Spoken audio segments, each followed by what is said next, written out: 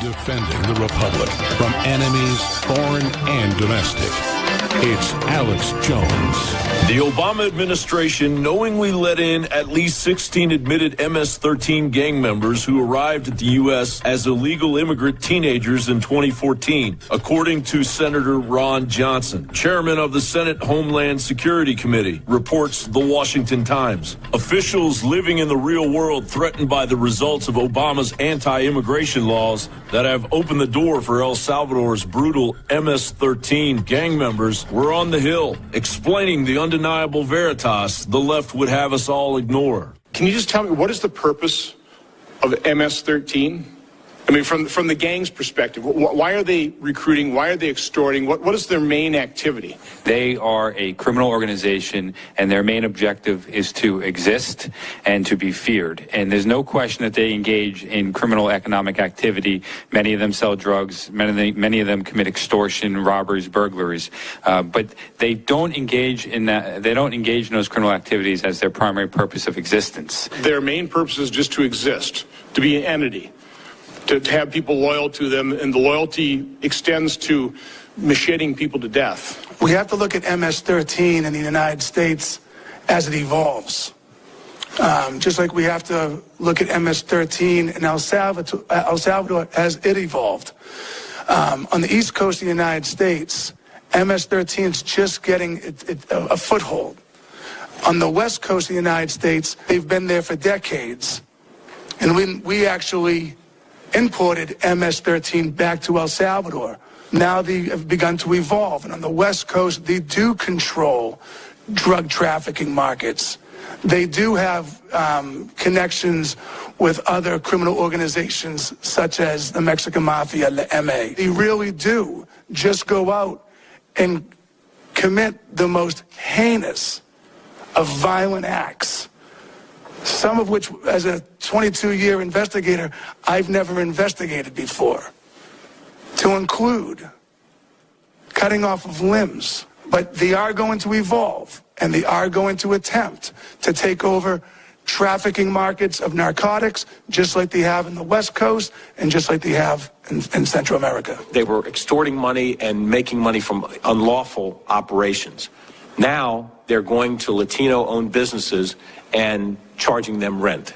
And they're using coercion, fear, threats, and threats that the victims know that these people have the ability and willingness to carry out, to now extort money from legitimate business. This is a trend that we're seeing more recently. Where are they drawing that growth from? Where's it coming from?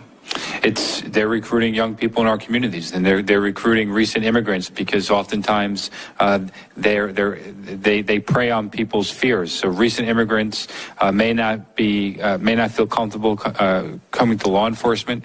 They are adjusting to a new culture and society, so they are vulnerable at that point. And they're recruiting also very young. There's one instance where in Suffolk County we have intelligence of MS-13 gang members recruiting a 10-year-old. But the Washington Post wants you to know that we should all be chained to an iron ball of guilt and political correctness for reversing the deadly importation of psychopaths to whence they came. Writing, the Trump administration's push to deport more Central American gang members has alarmed officials here who fear the returning gangsters could exacerbate violence in one of the deadliest countries in the hemisphere. This year, the U.S. government has deported 398 gang members to this country, compared with 534 in all of 2016, according to Salvadoran government statistics. This sharp increase in the rate of gang deportations and the prospect of more gang roundups in the United States have prompted Salvadoran authorities to hold emergency meetings and propose new legislation to monitor suspected criminals who are being sent home. Former President Obama's knowledge of the exponential threat of cartel-driven brutality is nothing less than treasonous. Of course, it only amounts to throwing yet another example of the former president's crimes against our national security on the pile. John Bound for Infowars.com. Ladies and gentlemen, the arrogance of the establishment is hiding in plain view.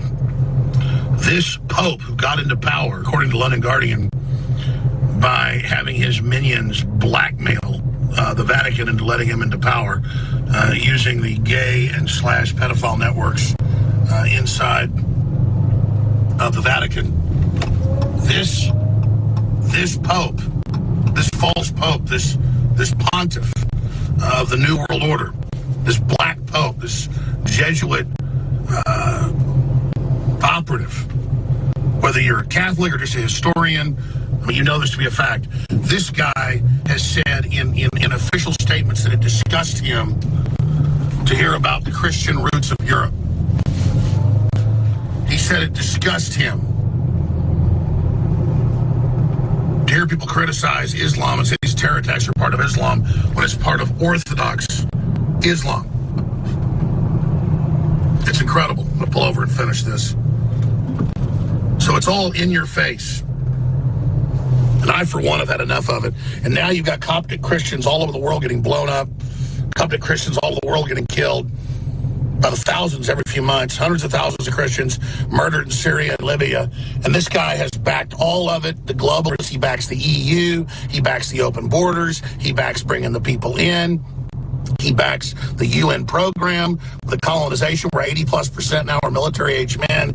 He makes excuses for it every time, and then he gets up, talks about how horrible it is that Coptics have been killed, when he doesn't think Europe should have walls. He thinks Soros should ship all these illegals in, but then he's got 200-foot walls around the Vatican, just like Katy Perry and all the rest of these hypocrites.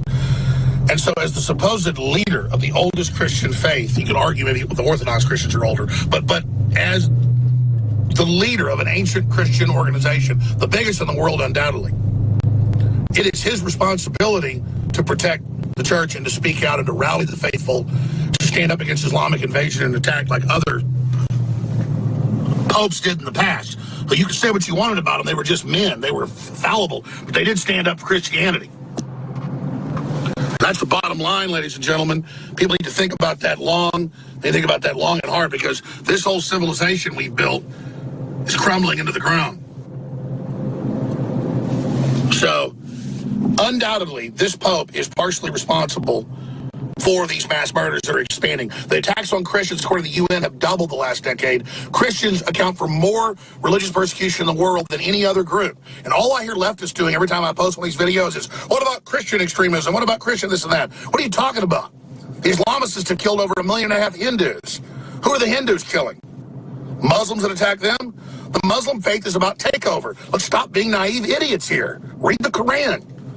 This Pope is a joke. How dare him stand up now, talk about dead Coptics and how terrible it is, when he knows full well he's helped inviting this whole globalist takeover, where they're using Islam to basically take over the West. This is not a real Pope. This is a globalist helping sell out the church from within, and most Catholics have woken up to that, and it's a good thing. And I'm not a Catholic, but I'm an outsider that studied it, and I can see what's happening. I'm Alex Jones with Infowars.com. What do you think? Tell me below.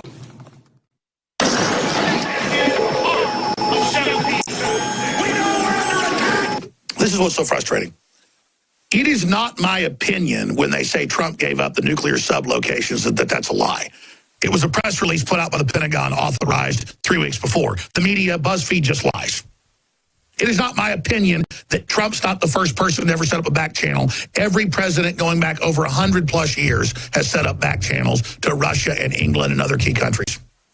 So you see the headlines with Hayden, who thinks you're a moron. General Hayden up there, out of power, an Obama lackey, saying Trump has done something nobody ever did. It says an awful lot about us as a society, that we could actually harbor those kinds of feelings, that the organs of the state would be used by my predecessor to come after me or to intercept my communications or to disrupt my administration in a way that made it seem legitimate to me to use the secure communications facilities of a foreign power. No, by the way, a foreign power that some in government alleged you were cooperating with to affect the American election. So here you are willing to risk the perception of secret communications with your alleged co-conspirator because you feared the existing government so much.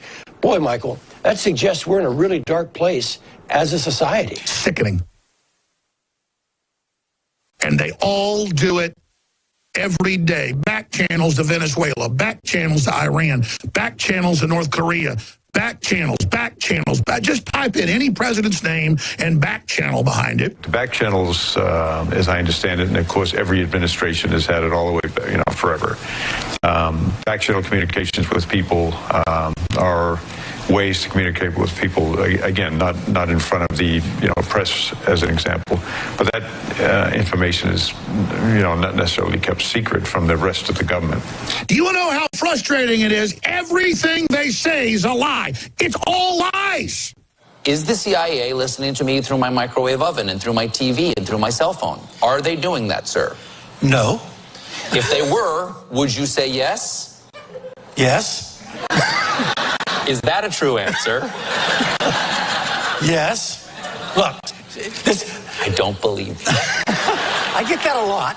Yeah, okay. Look. You can't tell me if it's true, right? No, I can tell you that these tools would not be used against an American. Why not? Why wouldn't they be used against an American? Americans are the ones who buy the Samsung TVs. And the head of Homeland Security has come out and said that this is treason, all this leaking. It's totally unacceptable. And I don't know why people do these kind of things, but it's borderline, if not over the line of treason. You believe it's treason to leak some of this stuff? You believe that's treason? I do believe it is. I believe when you leak the kind of information that seems to be routinely leaked, a high level of classification, you are telling the... And what was leaked on this Manchester bombing, you believe, maybe even meets say treason? I think it's darn close to treason. They leaked all the Manchester info. They're trying to undermine Trump, and the media then blamed Trump that his White House leaked. The State Department is ignoring his orders and is letting unlimited refugees in. That's the headline in USA Today and the New York Times. I read it earlier. I mean, they just do whatever they want. And that's what's crazy. George W. Bush, back channel Russia. Every one of them had it. It's standard. A back channel, it's the executive branch. The president can talk to whoever he wants.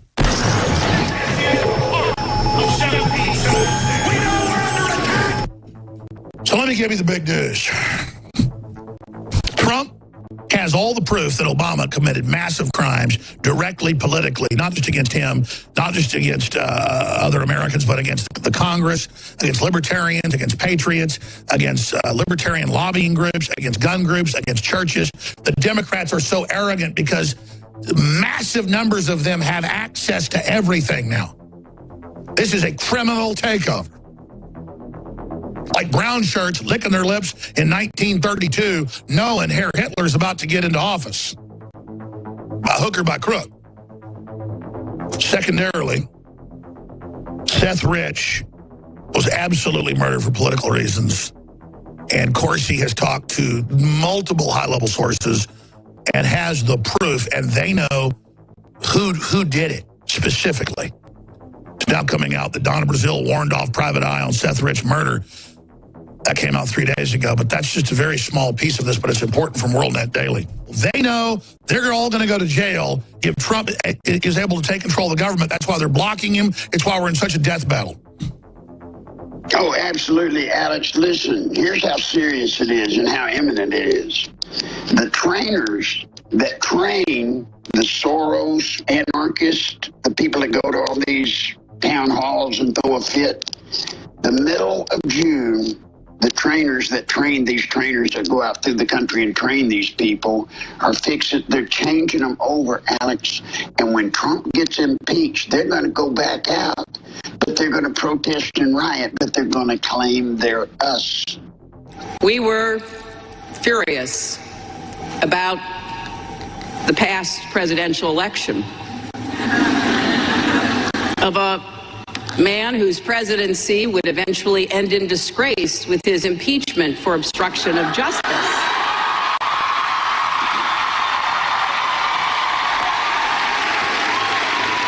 After firing the person running the investigation into him at the Department of Justice.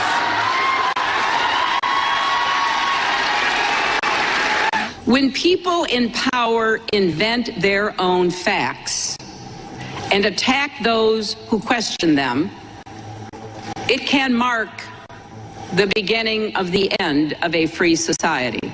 Fact is, we had 4 dead Americans. Was it because of a protest, or was it because of guys out for a walk one night who decided to go kill some Americans? What difference at this point does it make? That is not hyperbole. It is what authoritarian regimes throughout history have done. They attempt to control reality, not just our laws and our rights and our budgets, but our thoughts and beliefs. Comey has absolutely been a sworn Democrat on their payroll the whole time. He was intending to try to build some type of fake case against Trump. That information about Comey and the things he did working for big international banks and the Democrats, that's being prepared to be dropped. That's why he's canceled his testimony for now, while more information is given to Mueller, the former FBI director. So there is a huge battle going on right now on that front. Your prayers now for InfoWars and for all independent free press, not just here but around the world, is more needed than ever. Because authoritarianism knows humanity's awakening, and it's moving against humanity on a planetary scale. The great global battle for the future of our species is being fought right now.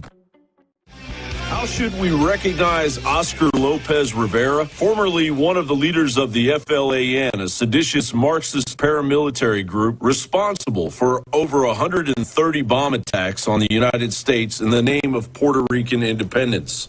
Well, we'll have a parade for him, of course. My husband was at a business meeting January 24th, 1975 at Francis Tavern, the FALN, of which Oscar Lopez Rivera was a leader, placed a bomb in the restaurant which exploded, killing 4 people, my husband among them. His being honored by being Grand Marshal of the parade is an absolute disgrace. And particularly that it's happening in New York, where the FALN really had a reign of terror that affected all aspects of life in New York in the 70s and the early 80s. InfoWars' Kellen McBreen writes, New York City's Puerto Rican Day Parade will be honoring convicted terrorist Oscar Lopez Rivera. He was sentenced to 55 years in prison in 1981 on charges of robbery, seditious conspiracy, and transportation of firearms and explosives. In January 2017, Rivera's prison sentence was commuted by then-President Barack Obama. Fellow domestic terrorist Bill Ayers celebrated Obama's clemency for Rivera on Twitter, saying, "Great news." In 1999, former President Bill Clinton had offered clemency to Rivera and 15 other FALN members on the condition that they renounced the use or threatened use of violence for any purpose. Lopez Rivera refused. Back in 1999, CBS News reported former New York City police officer Richard Pasquarella was blinded and lost 5 fingers on his right hand in an FALN attack. He was outraged that 12 will be released. They will reorganize, he said. They will again voice their ideology on the American public with a bomb and with a gun. The New York Fire Department and the New York Police Department, as well as the New York Daily News and Univision, have dropped out of sponsoring the parade due to the decision to honor the convicted terrorist. But New York City Mayor Bill de Blasio has no problem marching with him. Nelson Mandela was viewed as a terrorist till 2008. Are you really comparing him to Nelson Mandela? Yeah. Martin Luther King was the most dangerous man in America by the FBI. He was shot and killed violently.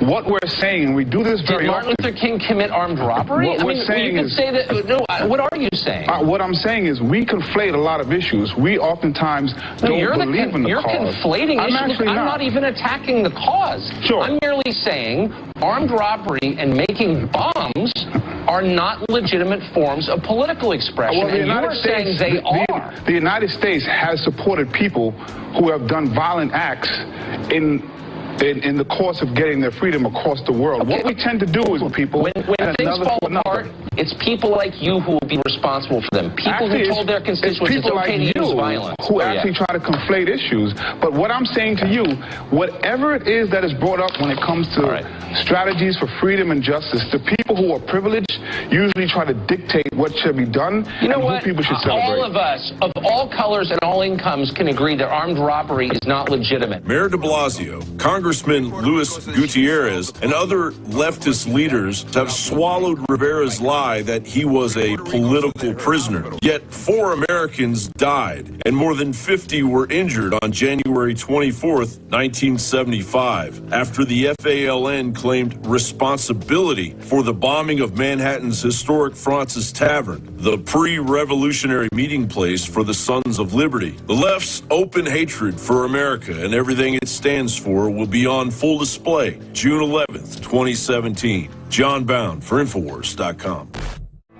It's Roger Stone sitting in for Alex Jones. The president is back from a triumphant international tour, a bit overscheduled in my opinion, but still highly successful. And of course, as I predicted back during the election, Melania Trump is the toast of Europe, just as Jacqueline Kennedy was. Poised, beautiful, cultured, a great representative for the United States of America and for President Donald Trump. He should be very proud. Intrigue in Washington. All Washington and every political reporter in town waiting to hear about the impending White House shakeup and whether Donald Trump will move aggressively to save himself. Yes, this is step one of a new strategy that would be offensive, meaning the president will go on the offense against his critics, whether they be in the media, whether they be in the Democratic Party, or, gee, is that the same thing? In any event, everybody's waiting for step one. The White House communications consultant, Mike Dubke, out. Never really understood why he was there to begin with. Not a Trump Republican, not a Trump supporter. Never really gelled with the Trump White House staff. Ominous signs that Corey Lewandowski and Dave Bossie, who I refer to as Dumb and Dumber, will be coming in some kind of new plumbers unit to impose discipline on the Trump White House, to bolster security, to plug the leaks. Are these two latter-day plumbers? If the President of the United States wants to get to the bottom of who's leaking in his administration, well, then I recommend that he turn this over to the new FBI director, whoever that person may be. Not some extra legal outside effort to find the leakers. This is reminiscent of E. Howard Hunt and Gordon Liddy, and of course the famous Watergate scandal was the result. Now we have an incredible tweet yesterday in which Ana Navarro says that she's proud of the president of France, the new president. She has president envy. I'm sorry, but Mr. Macron is presiding over a system in which the French people are under assault from a swarms of young Arab men, young Islamic men, raping, pillaging, destroying public property. We have a special report on the truth about refugees. Let's take a look. This is the shocking truth behind the Syrian refugee crisis that has been hidden from the public. Those boatloads of Africans you see on their way to Europe, yeah, well, for one, they're not coming from Syria, the clue being that they're African, and two, they're not refugees. They've not been rescued off the coast of Italy. Governments and aid agencies want you to believe that these people have struggled in flimsy fishing boats and dinghies to make it all the way across the Mediterranean. That's total BS. This is the insane reality of what's actually happening. The migrants pay people smugglers 1,500 euros each. They're not destitute refugees. The people smugglers then transport the migrants to a position just 12 miles off the coast of Libya. just 12 miles. They then send out a distress call and the migrants are picked up by EU and NGO vessels. It's literally a taxi service straight to Europe. As The Spectator's Nicholas Farrell exposes, there's reason to suspect that the people smugglers are actually in direct contact with aid agencies, which is why they're so often first on the scene to rescue migrant boats. And this is a criminal offence. The law states that the refugees should be taken to the nearest safe port, which would be Tunisia. But these NGOs are taking them straight to Italy. As you can see in this marinetraffic.com illustration, the NGO boats are leaving Italy, travelling to right off the coast of Libya, just off the coast, then returning to Italy with their human cargo. It's literally a taxi service. And isn't it ironic that the only time these boats are diverted from Sicily is when G7 elitists are in town? It's a security threat for them to be faced with the very crisis they created. An investigation in Italy found that most of the NGO ships are German. Even the EU border agency Frontex accused aid agencies of helping, quote, criminals achieve their objectives. The people smugglers contact the aid agencies directly,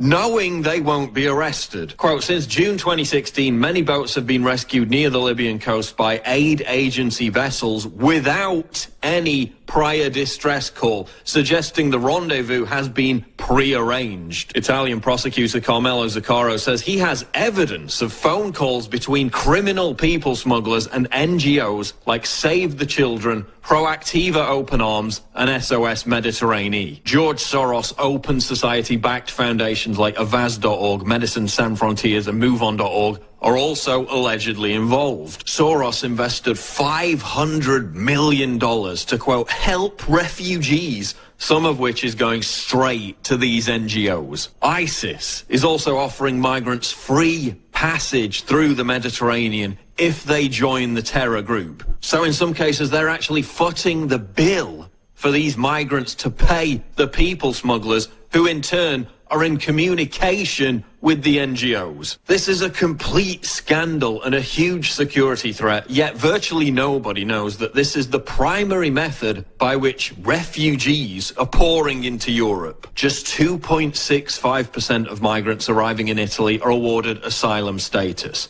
They're not refugees. Half of them disappear on arrival and don't even claim asylum. Over 200,000 migrants are arriving in Italy alone via this method every single year. And that's only going to increase. If you think there'll come a point where the number of migrants pouring into Europe slows to a trickle, then think again. If we continue these disastrous policies, it's only going to get worse. Much worse. Africa's population is exploding. Look at the countries surrounding Libya. Niger's population is set to almost quadruple in the next 3 decades, from 20 million to 72 million. Chad's population is set to leap from 14 million to 35 million. Sudan is heading towards 80 million. Egypt, 152 million. Ethiopia, 189 million. Nigeria, 400 million. And I haven't even included those arriving from the Middle East. The character of a place is determined by the people who live there. You can't flood European cities with tens of millions of people from the Middle East and Africa and expect it to remain the same. Eventually, it's going to start to feel less like Europe and more like the Middle East and Africa. Look at what's happening in southern Italy, where these migrants are arriving. Once a holiday paradise, Sicily is now the scene of a turf war between the Italian mafia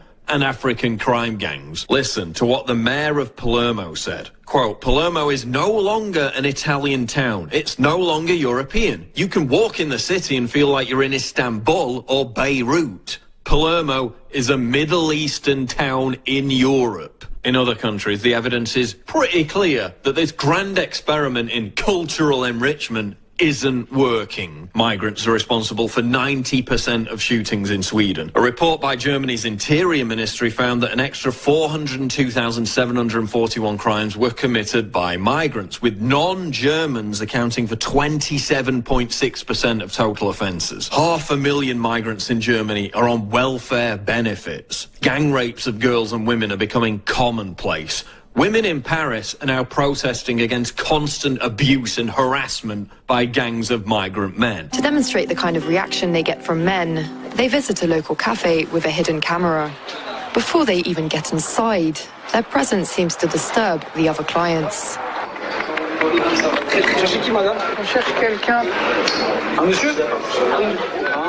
There are only men in here, and they're not very welcoming. Le mieux, c'est d'attendre dehors. Pourquoi? Ici, avec des hommes. Bah, c'est pas grave, on vit dans un monde où il y a des hommes et des femmes. Ça vous dérange, vous? Moi, c'est pour vous. Non, pour moi, là, je suis... The bar owner doesn't want to talk. The other customers, meanwhile, are uncomfortable. Mais je m'en fous, on va se faire discrète, petite dans un coin. Il y a que des mecs dans ce café. Et comment c'est normal qu'il n'y a que des mecs? Imagine que tu veux prendre un café avec une cousine, une amie, ta femme.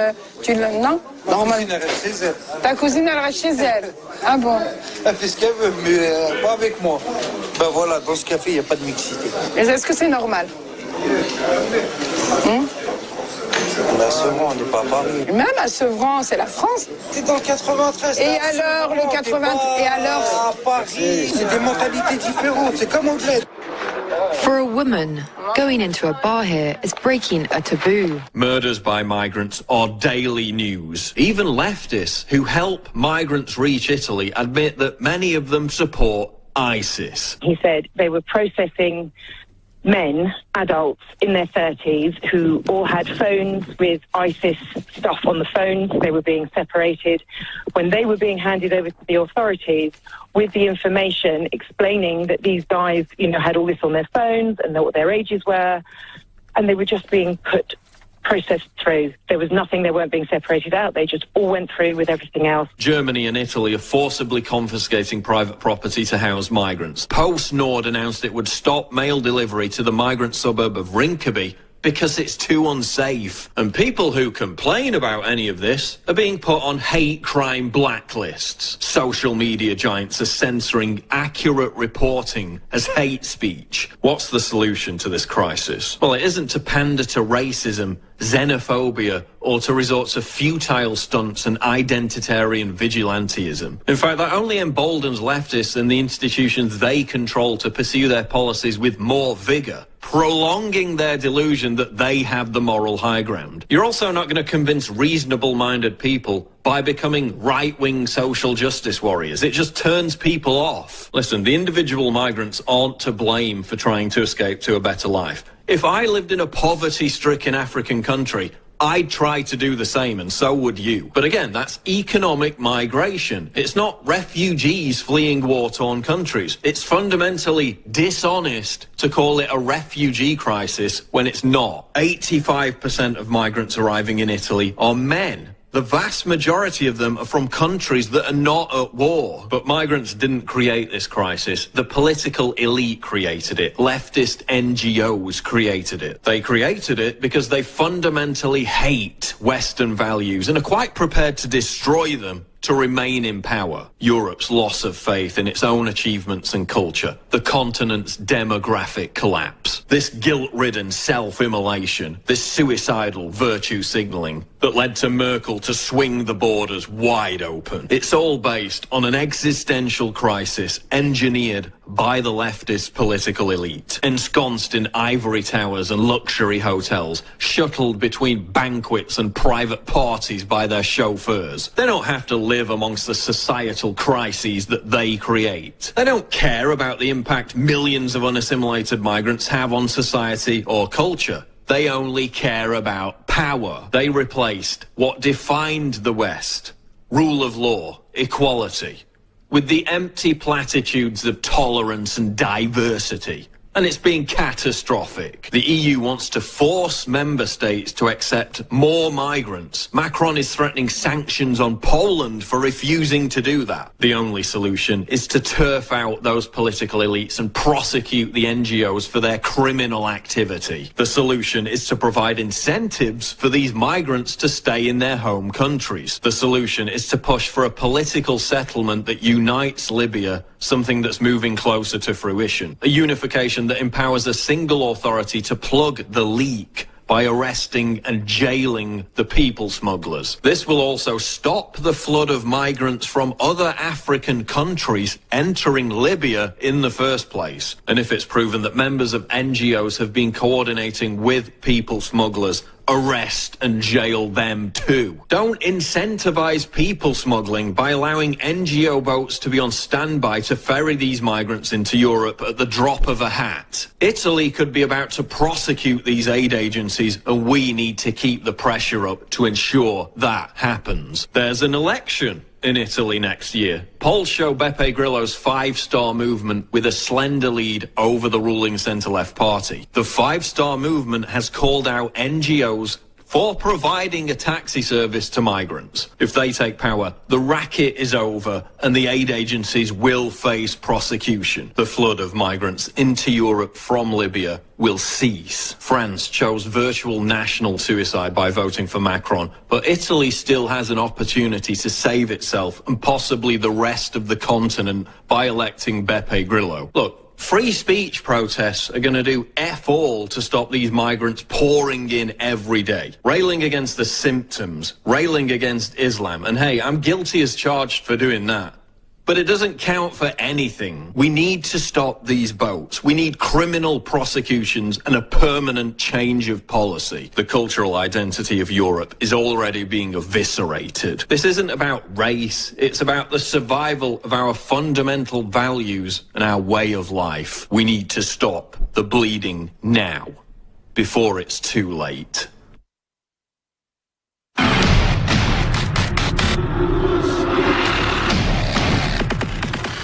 An extraordinary, hard-hitting piece by Paul Joseph Watson. Now is as good a time as ever to point out the incredible specials going on here at the InfoWars store. This is a way for you to support the revolution and patriot media, free expression, the First Amendment, and a free press. The Memorial Day mega special has been extended, but not for very long. In all candor, this broadcast would be impossible without Brain Force. This is one of the best products I've ever used for mental clarity, for energy, to get yourself mentally organized and prepare to fight the hard tech left as they seek to censor us. And you can find all of the very best products now on a special discount. Silver Bullet Colloidal, 65% off. Super Male Virility, back in stock, 30% off. The aforementioned Brain Force at 47% off. Survival Shield. This stuff may have saved my life back at the time when I believed I was poisoned just prior to being called to testify before the House Non-Intelligence Committee. Secret 12, 43% off. Knockout, an additional 50% off. These are the very finest all-natural supplemental products you can buy, folks, and you are helping the revolution when you go to the site. So stand with us, go to the store.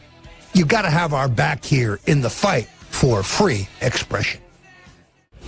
Welcome back, Patriots. I'm Roger Stone, sitting in for the great Alex Jones. Hillary Clinton back in the news, giving an address at Wellesley, where for some reason she tried to dress exactly like Monica Lewinsky, beret and everything.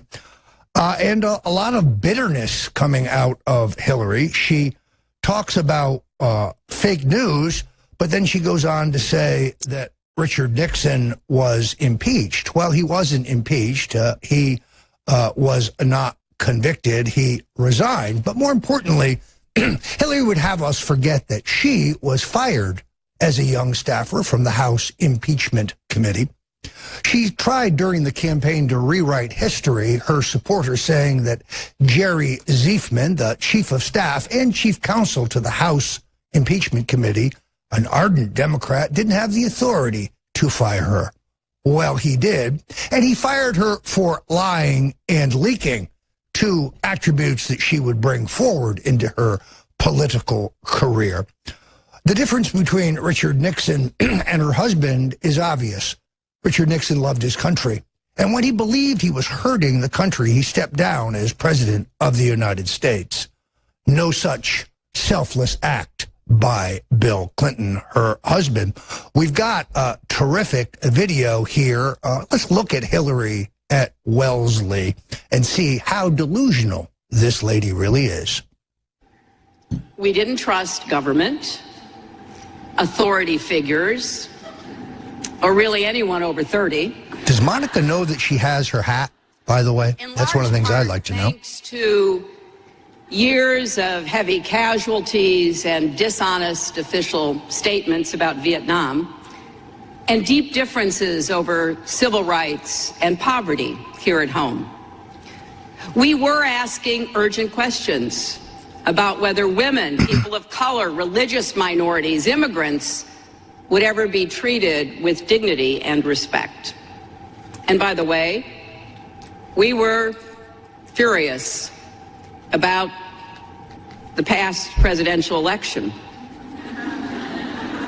of a man whose presidency would eventually end in disgrace with his impeachment for obstruction of justice.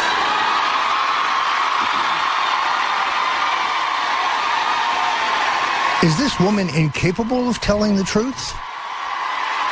Bill Clinton's presidency should have ended for his selling secrets to the Chinese and the Russians in return for campaign contributions. The person running the investigation into him at the Department of Justice. There you have it, Hillary Clinton, highly delusional. Stay tuned here at InfoWars and the Alex Jones Show. We've got a great show coming up, including rock legend Rick Derringer. Dr. Jerome Corsi's going to break down the truth about Seth Rich for us. And later in the show, we talk about David Urban, the White House shakeup, and whether the president will move aggressively to save himself. It's all right here at InfoWars on the Alex Jones Show. We'll be right back. We are also going to talk about the fake news trend in America. The president has forthrightly come back and taken on the media in a way that has long since been necessary. We know who the enemy is. We know that we speak the truth, and you'll get the full lowdown here at InfoWars. I'll be right back.